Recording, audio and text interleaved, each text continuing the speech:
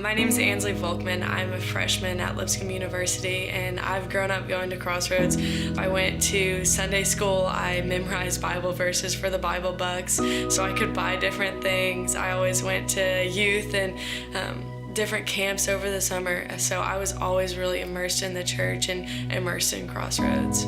When I was in second or third grade, my family took a trip of all of us. We went to Dearborn, Michigan through Crossroads. And going there, I just thought we were gonna play with kids or do things like that, fun things, but I didn't really understand the ministry or the missions behind that.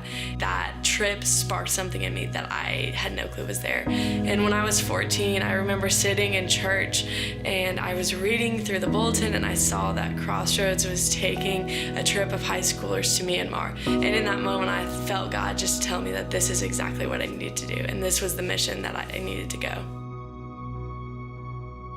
I was so excited about going, and then I looked a little further in the bulletin and I saw that it was going to be $3,500, and immediately I was taken back because I was a freshman in high school. I had like $30 to my name, if that, and so I had no idea how I was going to pay $3,500 for this trip. But as soon as I started sending out letters and sharing my story and sharing my heart for this trip specifically with people, it's crazy how God uses people to bring in those funds that are needed and necessary, along with the prayers and all of that kind of support. 1 week before the trip, I was really excited to go, but those fears started to creep in where I was like, how am I going to communicate with them? They speak a completely different language. I'm scared I'm gonna be all alone. I don't know anyone going on this trip with me. I'm just 14, how am I gonna do this? But then 1 week later, our bus pulled up in Myanmar to the orphanage, and I just saw kids running alongside of the bus with the biggest smiles, and I took literally one step off the bus and I was overwhelmed by the hugs and the smiles from these kids that I had no idea who they were or what their names were, but those hugs and those smiles spoke louder than any words that I could have ever said. This past May, I led a trip of 10 to Kenya. And while we were there, we visited one of the largest slums in the world.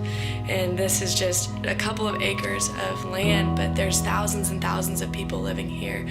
The houses or the huts, what they were made of just sheets as walls. And as you walk through the slums, you see garbage and feces everywhere. When I was in Africa, I was wearing these Nike shoes that I didn't really care about getting dirty or anything because I knew that I was gonna come home and just throw them away. And coming home, my eyes were open to how spoiled I am and how spoiled we are, not just in Evansville or Newburgh, but across the entire United States. We have so much that we take for granted that other people don't have.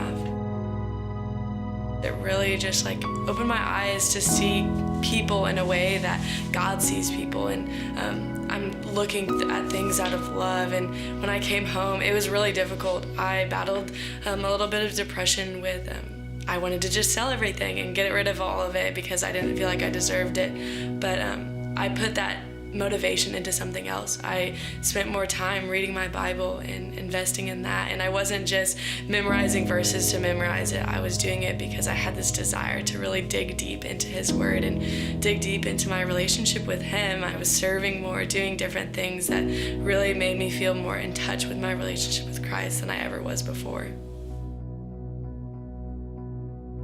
So maybe you're watching this video and you're dealing with some of the same fears that I had going into my first trip. I really encourage you just to lay those fears down because it's amazing what God will do with a willing heart.